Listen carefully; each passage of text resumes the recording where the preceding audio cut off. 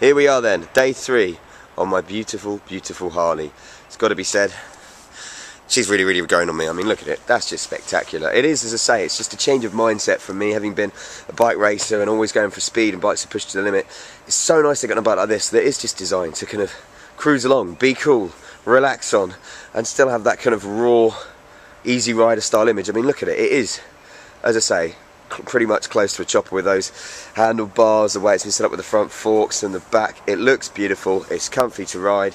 It's a Harley, so yeah, it's a V-twin. It rattles a little bit, you know, it's got that slightly almost visceral feel to it, which is what Harleys are all about. I've made it all dirty though, look, it's terrible. But one thing to be said for this is, it is beautiful to ride. I mean, honestly, it is. If you're looking at cruising nice distances, what I'm going to do to it today is take it up to the Tamworth Snow Dome, so it's a good kind of 40-45 minute journey there and then back. I'm just going to cruise along some A roads, B roads, maybe even give it a little spin on the motorway, see how it does there. It's just started raining, so we're going to find out exactly what it's like there. And it's my last day on it, to be honest with you, before they come pick it up on Monday. I'm going to be going on to the Gladius and the Viking and the Rocket 3 after this. So I want to enjoy it, because I haven't had much of a chance to ride this in the sun, which is a real shame, because that's what Harley's all about. Did earlier in the week, and that was lush. It's just going to be nice to get on it, hit that road, cruise, have the sun from the exhaust, and just feel the wind in my long, stupidly greasy hair. What can I say about this bike then, really? Okay, price-wise, as I say, the two-tone effect, obviously about 11 grand. It's a little bit cheaper if you just have different paint jobs, about 500 quid less. It has got the very cool keyless ignition, which we've already talked about, which is really simple. So I want to get in it now. I've got the key in my pocket, turn it on. Got my two mother's brothers. I've talked about the sound before. It's not exactly the throatiest, but it's actually really nice when you go on it and it's warmed up, obviously, for a bit. The big thing is, get some Screaming Eagles, get some aftermarket cans on that, and this suddenly goes from like a, you know, obviously nice sounding machine that has to be done for all the MOT and the limits to being a snarly beast. You get some good exhaust on it. That 1596 V-twin engine produces, you know, power in a good Harley way. It's probably one of the better Harleys like this, apart from the odd muscle that I've had for power. But it is a very different type of power than, for instance, the Japanese bikes. But if you compare it to something like the Intruder, then yeah, you know the kind of where it's coming from.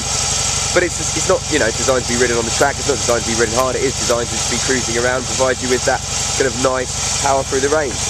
I thought it'd be a lot harder to ride than it was for this Jeep, with the kind of chopper style handles and forks and stuff. But it's not bad. As long as you line up the corners, it's not something you're going to duck in, obviously. And with the pegs on there, you are going to scrape on the roundabout if you get it wrong. But as long as you plan it all ahead, it's good. Anyway, it's a riding experience, so the best thing to do is to get on it and ride it. So I'm going to do that now, and when I finish after my snowboarding lesson on it, you know what I think then, and I'll bring it back. Sweet. Okay then, here we are, Harley Wide Ride 2010, day 3. It's a shame I haven't had any sun when I've been riding this bike around, but I must admit, I've really started enjoying it. Once you get out of that mindset of trying to go stupidly fast and trying to live everything on the limit like you do on sports bikes, it's great. One quick thing to point out, I don't know if you can see in the camera, the little dial in the middle there, not only have you got your time, your range, your odo, you've got a really good little range counter similar to what you've got on the Triumph, which I love, and I think every bike should have, because it lets you know exactly how many miles you've got left in the tank, instead of just reserve like they can be dodgy. Anyway, today we're going to Tamworth, and I am looking forward to cruising. I just wish I had some sun, but it is so comfy and nice to ride this bike once you get used to it. Once you get into the right frame of mind and you sort out the cornering and everything, it's just so nice. Look at it, it's just smooth and powerful on the uptake. And as I said, nothing looks like a Harley. Absolutely nothing rides or looks like a Harley. I remember when I first started reviewing Harleys, I was just the same. I was like, oh, I couldn't get around why people would want to ride them. They are beautiful bikes and they're iconic, but you know, they're not riders' bikes. And I think that's a wrong statement. They are riders' bikes, not race riders' bikes. You know, you're not going to take this out to, you know, to try and work it around corners, get the most of it, but it is a beautiful bike to ride, if that makes sense. You really get to appreciate a lot of things with this bike. Instead of having your head right in the handlebars, on the tank, you know, trying to do 150 or whatever, you just go along at 30-40, feel cool, and suck it all up. Am I having a midlife crisis? Maybe. Then again, I was never that cool to start with, maybe I'm just a geek, so hey. It's nice. And as I say, that 1596 1500 twin they've got in here, while it won't pull like I don't know, a Japanese twin, if you were to ride the Intruder or the 1800 that they do, it would pull a lot more, you know, but It's got more than enough power than you ever need. Just not a sports bike, you know?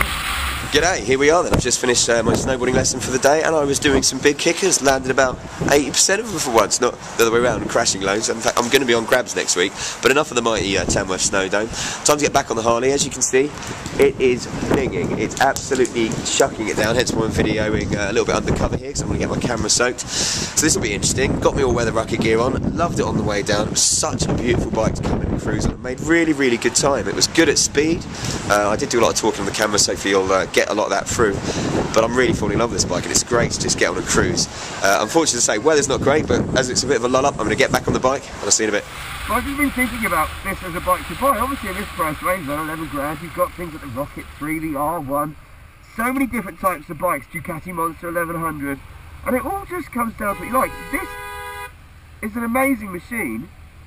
It's just a different type of machine to all the other stuff I normally ride, you know? You've got to get that in your head. So if you want a bike, you know, you're not bothered about doing breakneck speeds, you're not bothered about, don't get you up to a ton, you're not bothered about, you know, accelerating at the speed of light and having your head ripped off every time you open the throttle. If you want a bike that's fun to ride, nice and comfy to ride.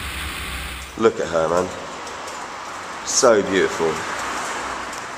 Made it back safe and sound from the snow dome. Some of the worst conditions I've ever ridden. I didn't even try with the helmet camera because purely you wouldn't be able to see anything through the squalls, wind, rain. I couldn't have imagined, believe it or not, a better bike to ride in those conditions. Because of its weight, it was so stable, it was nice, it was really comfortable even in the rubbish. Excuse me. Wind and rain at about 70 miles an hour. This rucket gear, by the way, unbelievable. Head to toe, obviously, with some good boots and gloves. It was actually chucking it down, and there's not a drop on me. And I'm going to have to move the bike now because my neighbours have turned up. I can see this in a sec. There we go. Continue then, so with the bike tucked away now, safe and sound, what are my final thoughts on this really, really impressive Harley?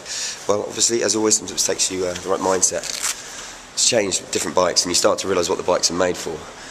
A, that's one of the most jaw-droppingly beautiful bikes I've ever ridden. I've just taken it round to a mate's house, and about all the neighbours and about half the street came to have a look at it and sit on it. B, when you're cruising, and this is what that bike is for, with its little kind of engine, feels great. It's comfy. It's you know, the suspension is actually not bad, especially when you're going along nice flat roads. You know, don't give a pothole. Well, that's just because those forks obviously facing an angle, so you're taking the judder through the bike.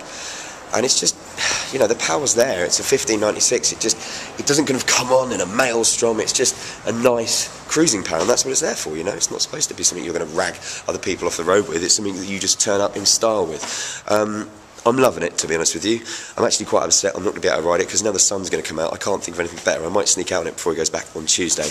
But it is brilliant, you know. And if you're looking at Harleys, £11,000. It's one of the best ones I've ridden. I'm going to be testing the Fat Boy Special and a Fat Bob in the next few weeks as well, so it'd be nice to compare them to those.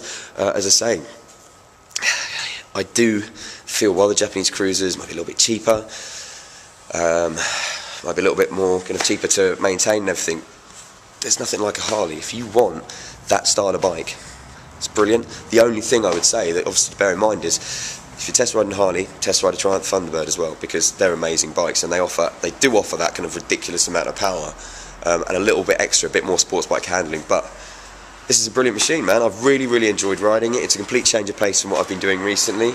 And actually, for the next couple of days, I'm getting the Suzuki Gladius, a bike that I will ride extremely differently to the obviously Harley Y-Glide. But for my first Harley of the year, I mean, what a bike! Just look at it.